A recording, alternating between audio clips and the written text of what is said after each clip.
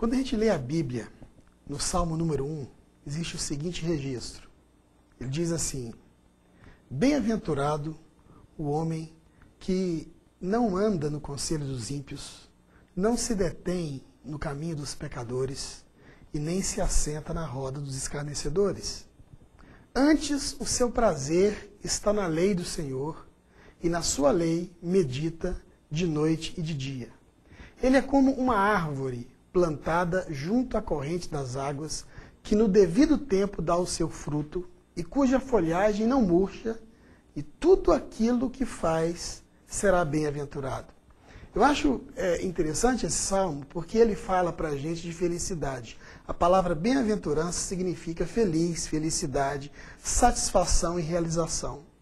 E ele fala de felicidade não como sendo alguma coisa estática, alguma coisa que eu projeto para mim, você projeta para você mesmo, e nós só seremos felizes quando atingirmos algum estágio, como quando conquistarmos algum bem ou coisas desse tipo.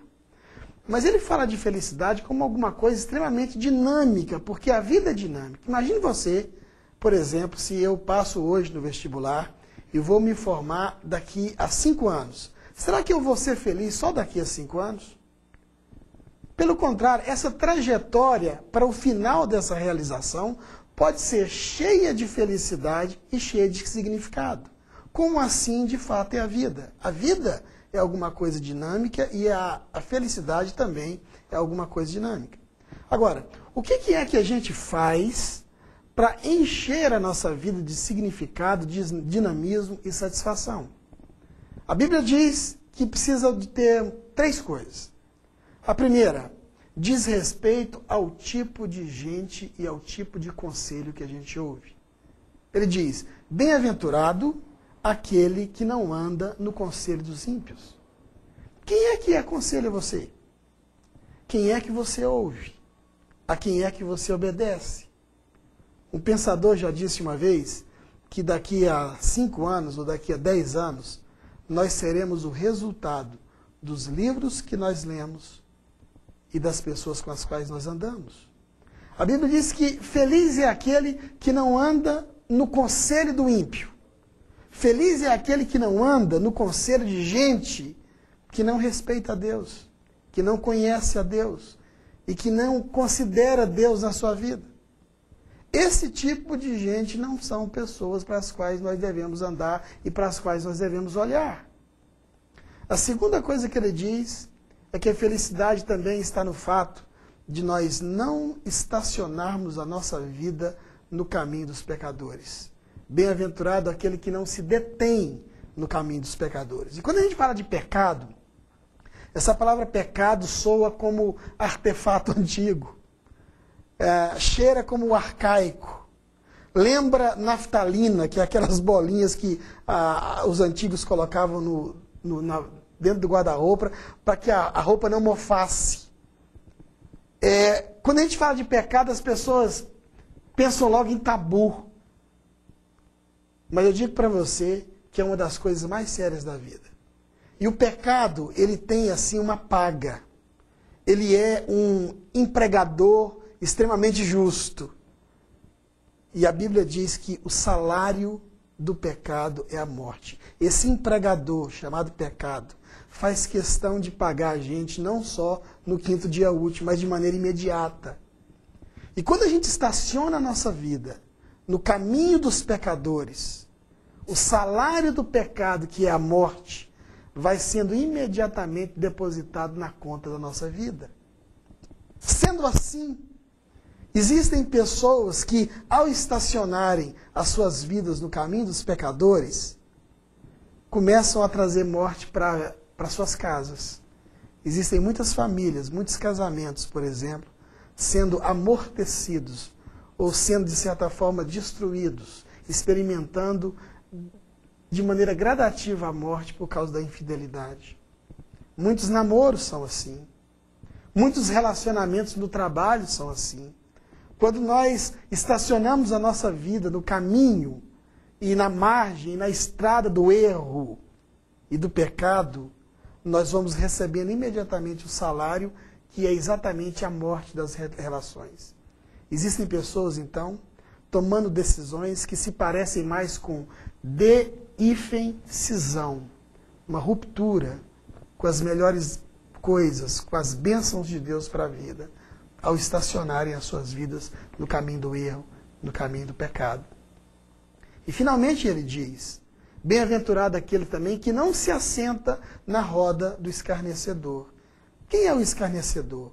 O escarnecedor é aquele que dirige a sua vida de acordo com o conselho do ímpio. É aquele que estaciona a sua vida no caminho do erro e do pecado.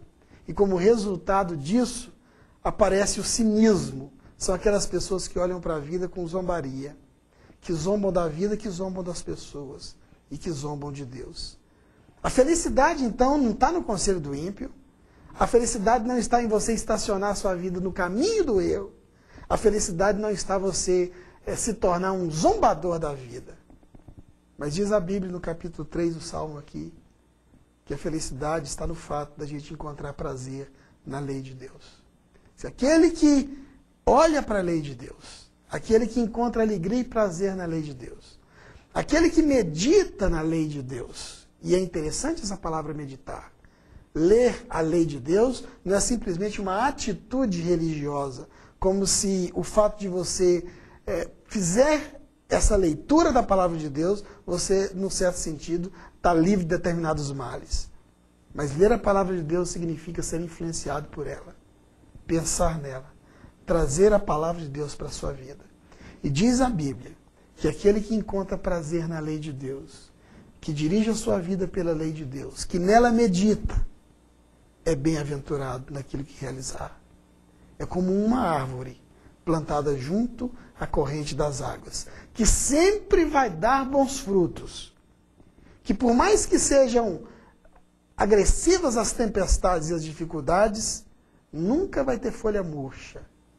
E tudo aquilo que ele colocar a mão para fazer, ele será bem sucedido e será um homem satisfeito, enquanto corre atrás dos objetivos que traçou para si mesmo. Pense nisso e que Deus te abençoe. Todavia eu me alegro no Senhor e exulto no Deus da minha salvação. Todavia eu me alegro no Senhor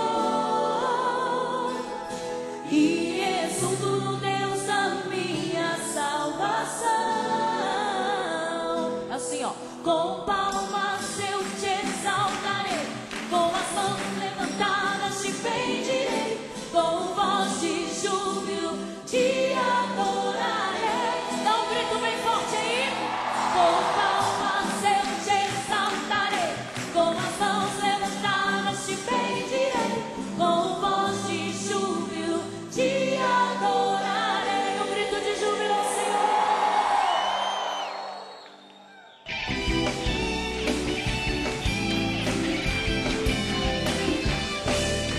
Ainda que a figueira não floresça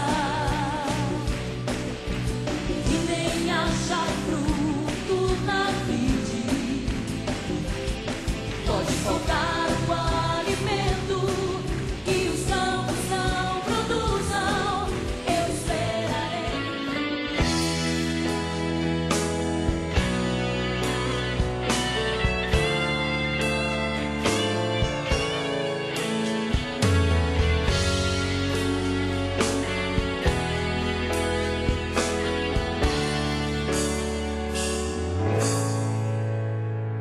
De cruz se erigiu, dela o dia surgiu, com emblema de vergonha e dor. Mas contempla essa cruz, porque nela Jesus deu a vida por mim, pecador.